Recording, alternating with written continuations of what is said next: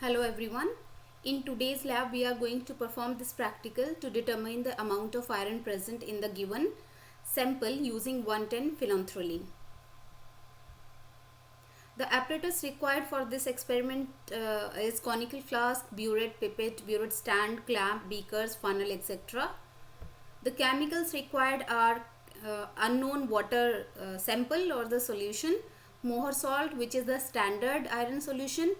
We are taking 5 into 10 raised to power minus 4 molar. Buffer of pH 4 to maintain the pH of the solution. Hydroxyl ammonium chloride 0.1 molar and 110 phenanthrene to complex with the iron.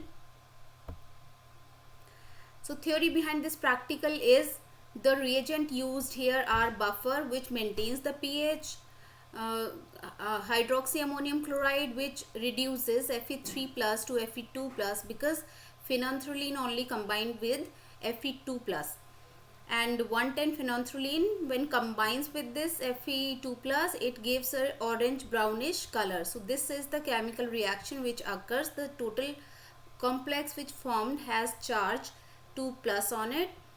So phenanthrene is colorless before reacting, and see 3 moles of phenanthrene are being used to combine with 1 mole of Fe2 plus ions. Hence the concentration of phenanthrene solution must be thrice or more than the concentration of iron present in the solution, and iron should be in the form of Fe2 plus only. Phenanthrene will not combine with iron 3 plus. Experimental setup and procedure is mentioned here. You will take Mohr salt in the burette, and with the help of burette you will add this Mohr salt in 7 different flasks, conical flasks which are marked 1, 2, 3 till 7. So in first conical flask 1 ml Mohr salt, in second one 5 ml, in third one 8 ml, fourth 10 ml, fifth 25 ml. So till 5 ml we are adding standard Mohr salt solution. In 6th conical flask we are adding 10 ml of the unknown solution, and in the 7th one we are not adding Mohr salt because this will be our blank solution to calibrate the colorimeter. We are doing this practical with the help of colorimeter.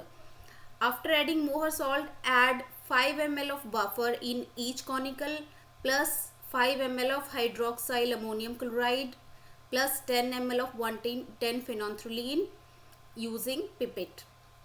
So this way the total volume in first conical flask will be, this volume is 5 plus 5 plus 10, 20 ml plus 1 ml of Mohr salt. 21 ml of the total solution is present in conical flask 1, and similarly 25 ml in conical 2, 28 ml in conical 3, 20 plus 10, 30 ml in 4, and so on. So you can find out the final concentration of Mohr salt in these diluted solutions.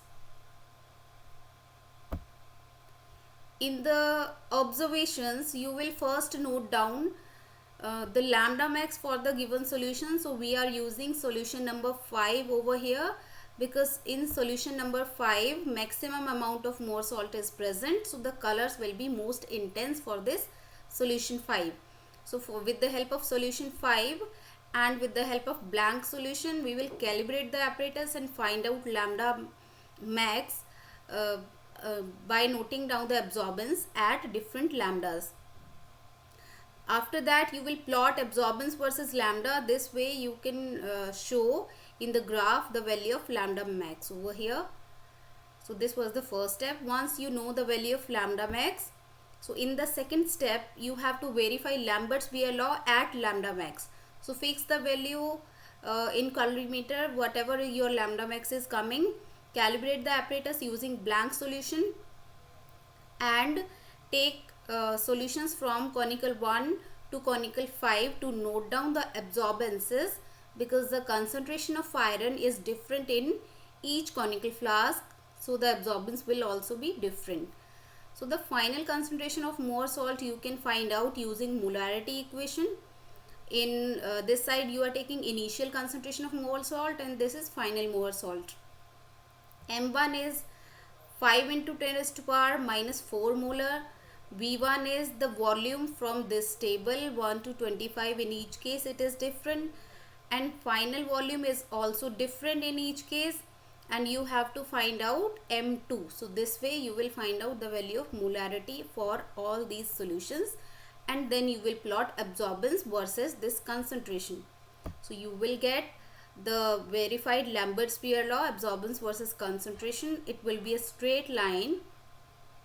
After that you will find out the absorbance for unknown solution, which is 0.64 in our case.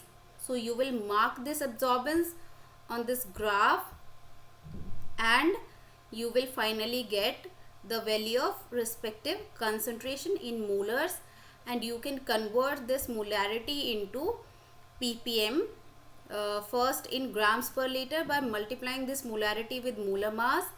After that you multiply it with 1000 to convert it into milligrams per liter or ppm.